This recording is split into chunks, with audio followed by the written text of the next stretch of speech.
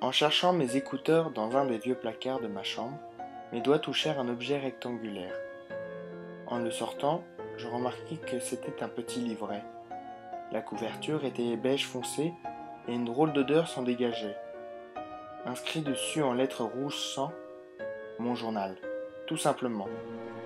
En l'ouvrant, je remarquai que la présentation était digne d'un journal intime. Une date suivie d'un texte.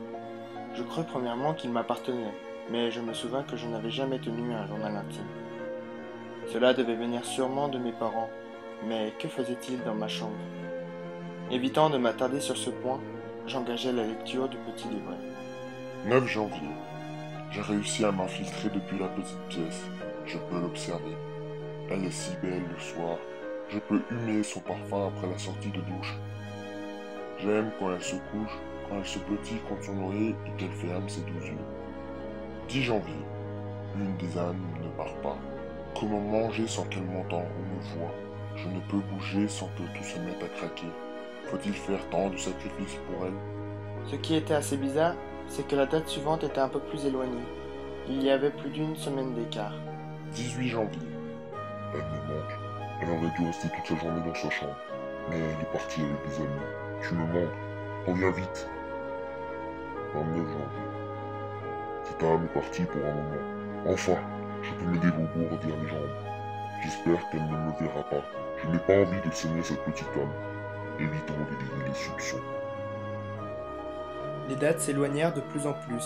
Il y avait plus des mois qui les séparèrent. Tout cela devenait très intéressant. On dirait un journal de psychopathe. C'est sûr, ça n'appartient pas à mes parents. 2 février. Elle n'a pas l'air contente. Elle a jeté tout ce qui lui passait sous la main. Il m'a fallu un moment pour comprendre ce qu'il s'était passé. Ses professeurs, ses notes, ses devoirs. Ça lui pourrit la vie. Son âme doit être fraîche. Il ne les aime pas durs. Je vais l'aider. Je vais la venger. 6 mars. Elle doit aller mieux. J'ai dû me salir les mains pour elle. J'ai dû faire saigner pour elle. J'ai dû la calmer pour lui. Elle ne sera plus embêtée à présent. Je me sentis mal à l'aise tout d'un coup. Je crus savoir de quoi il parlait. Monsieur De Vis, mon meilleur professeur. Il avait disparu subitement sans faire de traces. Tout cela devenait glauque. Mais je n'allais pas m'arrêter là. Il fallait que je sache. Il fallait que je trouve des réponses à mes questions. Avant de relire le texte, les dates étaient maintenant séparées de 3 mois. 6 juin. Je peux l'observer de plus en plus longtemps. J'ai creusé à l'aide d'un de mes couteaux des petits trous dans le mur. Je peux voir plusieurs salles de là où je suis. Hier, je l'ai vu regarder un film d'horreur. Je crois. Les effets spéciaux sont vraiment bas de gamme. 7 septembre. Je vais bientôt passer à l'acte. Je la connais assez bien maintenant. Elle va me manquer.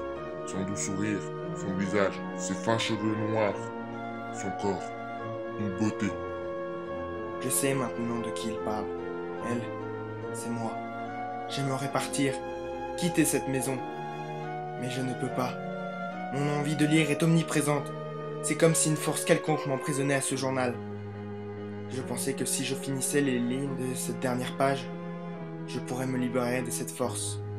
Mes yeux se tournèrent petit à petit sur le gros titre.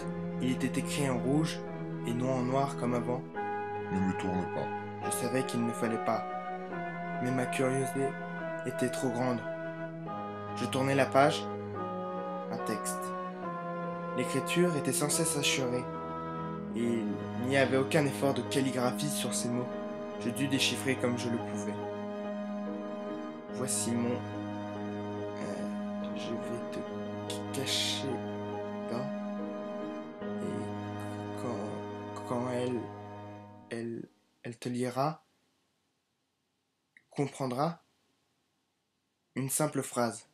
Avant de fermer ce livret, je fis attention à un détail. Une date. Une simple date. Celle qui change tout. 31 octobre. Son âme est prête. Prête à le rejoindre. J'espère qu'il sera content et satisfait. Voilà. Voici mon histoire. Si vous venez à voir ce texte, je ne suis malheureusement plus là. Sinon, j'écrirai un article dessus. Il ne me reste plus que 30 secondes.